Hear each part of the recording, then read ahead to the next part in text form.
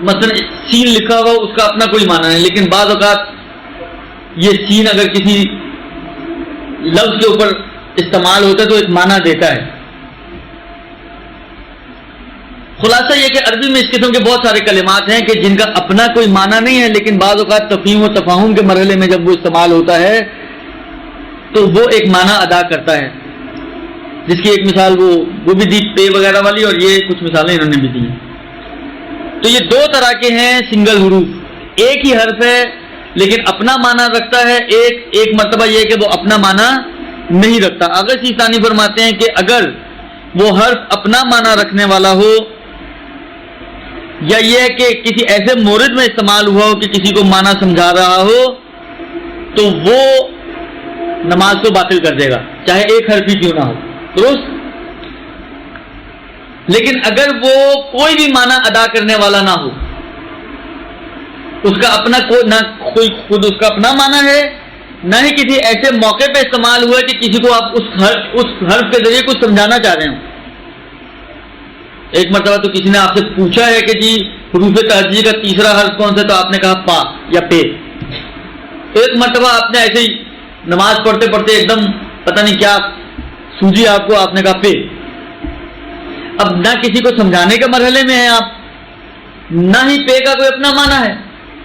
تو ایسی صورت میں آغا سیستانی فرماتے ہیں کہ اگر یہ دو یا دو سے زیادہ حروف پر مشتمل ہو، جیسے امام خمینی نے بھی کہا تھا، تو پھر نماز کو باطل کرے گا۔ اس کا مطلب یہ کہ اگر یہ ایک حرف ادا ہو رہا ہے جس کا اپنا کوئی معنی نہیں ہے، اور نہ تفہیم اور تفاہم کے مرحلے میں استعمال ہو رہا ہو، سمجھنے اور سمجھانے کے مرحلے میں بھی استعمال نہ ہو رہا ہو،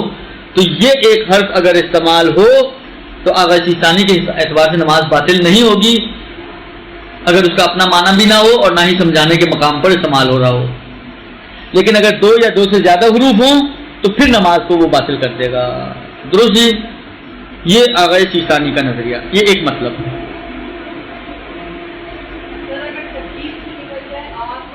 کیا چیز؟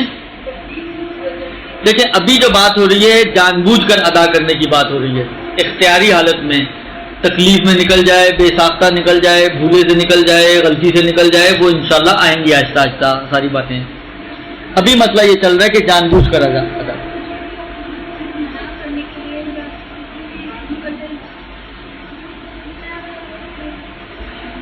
یہ بھی آ رہے ایک دو چیزیں آ رہی ہیں اور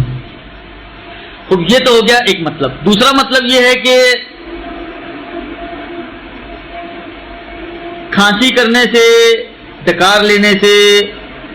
یا ٹھنڈی اور گرم آہیں بھرنے سے نماز باطل نہیں ہوتی، درست۔ لیکن اگر آپ ایک مطلب یہ کہ ٹھنڈی اور گرم آہیں جو ہوتی ہیں وہ سانس کی شکل میں ہوتی ہیں، درست، اس میں آپ کچھ بول نہیں رہی ہوتی ہیں۔ ایک مرتبہ جس طرح بھی مثلا آپ لوگوں نے کہا کہ کسی نے اوہو کہہ دیا، کسی نے اوہ کہہ دیا، کسی نے آہ کہہ دیا نماز کے دوران، یہ اوہ آہ ای اس قسم کے حروف اگر جان بوجھ کے کوئی ادا کرے، بولو تکلیف کی وجہ سے ادا کر رہے، روک سکتا تھا مگر اس نے کہا کوئی بات نہیں، کسی کو پتا تو چلے مجھے درد ہو رہی ہے، میں حالت درد میں نماز پڑھ رہا ہوں، درست۔ تو اس نے جو ہے جان بوجھ کر ان حروف میں سے یا ان الفاظ میں سے کسی لفظ کو آ یا ای یا او ادا کرے تو فرماتے ہیں کہ اگر جان بوجھ کر ادا کیے تو اس کی نماز باطل ہو جائے گی۔ البتہ وہی کھانسی وغیرہ کرنے سے، کھانسنے سے، یا گلے میں کچھ پھنس گیا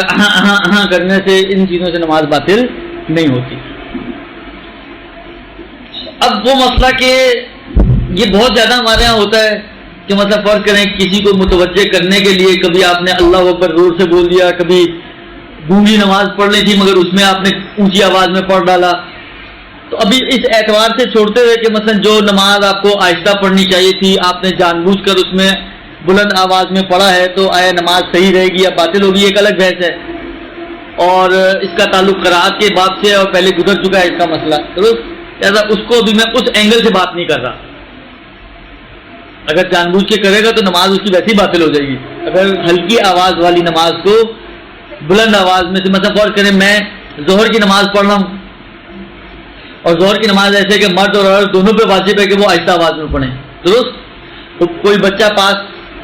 چھیڑ چھاڑ کر رہا ہے، آپ اس کو منع کرنے کے لیے آپ نے اہدنا الصراط المستقیم زور سے بول دیا، جس طرح ڈانٹ رہی ہوں اس کو،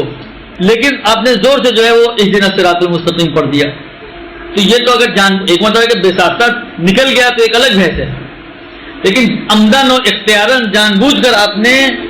اس کو سمجھانے کے لیے کہ غلط حرکت کر رہے ہو، نہ کرو یہ کام،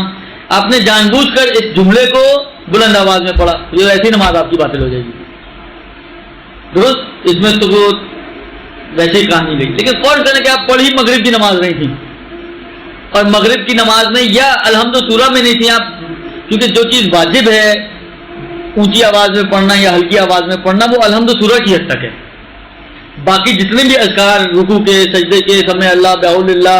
قنوت وغیرہ، ان میں واجب نہیں ہے، ان میں آپشنل ہے آپ کے پاس، یعنی چاہے مرد ہوں چاہے عورتیں ہوں، الحمد سورہ کے علاوہ باقی جتنے بھی اذکار ہیں وہ سب آپشنل ہے، آپ کو چاہے بلند آواز میں پڑھیں چاہے آہستہ آواز میں پڑھیں. حال آپ فرض کریں رکوع میں تھیں، آپ تشہد میں بیٹھی تھیں، آپ سجدے میں تھیں، کہ کوئی ایسا ذکر ہے کہ جو آپ کے اختیار میں تھا، چاہے آپ بلند آواز میں. اس میں آگے فرماتے ہیں کہ پہلے امام خمینی کا مسئلہ، امام خمینی علیہ رحمہ فرماتے ہیں کہ اگر کوئی شخص کسی کلمے کو، دیکھیں غور آپ نے اس میں کرنا ہے کہ ادا کرنے کا پورا مقصد کیا ہے اس کا. آغا خمینی فرماتے ہیں کہ اگر اس کے ادا کرنے کا پورا مقصد ذکر ہی تھا، ذکر ہی کی نیت سے اس نے کہا تھا، درست، لیکن آواز کو تھوڑا اس نے اونچا کر لیا تاکہ دوسرا کسی بات کی طرف متوجہ ہو جائے، لیکن یہ جو ذکر، یہ جو اللہ اکبر کا ہے، یہ پیور ذکر ہی کی نیت سے کہا ہے.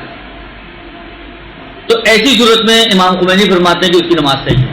اس میں کوئی حرج نہیں ہے، یہ ہو سکتا ہے. یہ ایک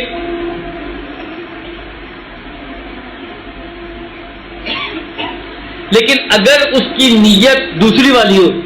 یہ جو جملہ اس نے مثلا اللہ اکبر کا ہے، پیور اس نیت سے کہا کہ سامنے والے کو کچھ سمجھانا چاہ رہا ہے، اسی نیت سے اس نے یہ بات کہی ہے اللہ اکبر کا ہے، تو یہ نماز گئی آپ کی، نماز بات ہے جی. ہاں آ رہا ہے. تیسری صورت یہ ہے کہ دونوں نیتیں آپ کی، ذکر کی بھی نیت ہے اور سامنے والے کو سمجھانے کی بھی نیت ہے، یعنی اس طریقے سے کہ آدھی نیت آپ کی یہ ہے اور آدھی نیت وہ ہے نہیں، دونوں کی دخالت ہے اس اللہ اکبر کو کہنے میں. اس اللہ اکبر کو کہنے میں دیکھیں یہ اللہ اکبر ہے، اس کے اندر دو چیزیں، ایک اس کو ادا کرنا اور ایک اس کو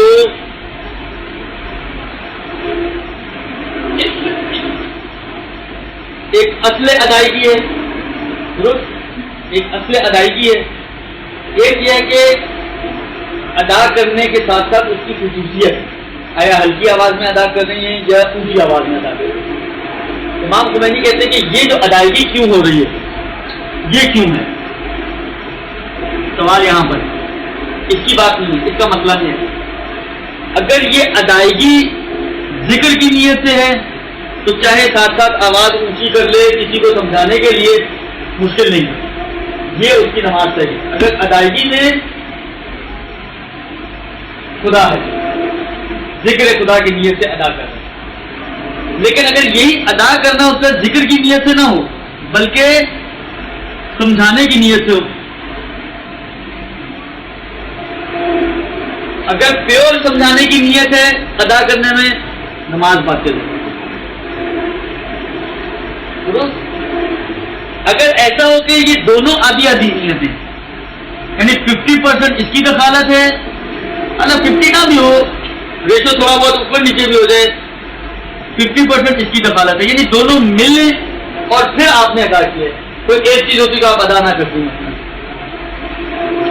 خالی یہ مطلب فرض کریں ایک ٹیبل ہے، یہ صرف اور 2 آدمی مل کے اٹھا سکتے ہیں، تو 2 آدمی ہوں گے تو اٹھے گی نا.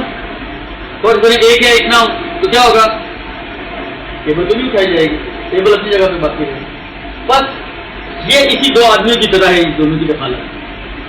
آدھی دخالت اس اللہ اکبر کہنے میں آپ کی ہے، یعنی خدا کے ذکر کی ہے، اور آدھی دخالت اس میں سمجھانے کی ہے. اس طریقے سے کہ اگر ایک ہوتی کوئی چیز، خالی ذکر کہنا ہوتا تو آپ نہ کہتے، خالی سمجھانا ہوتا تو آپ نہ سمجھاتے. دونوں مل کر آپ کی نیت کا آدھا حصہ بنا رہے ہیں اور اس کی وجہ سے آپ کی پوری نیت وجود میں آئے گی اور آپ سے وہ کہیں گے۔ اس صورت میں بھی نماز باطل ہے، اس صورت میں بھی نماز باطل ہے۔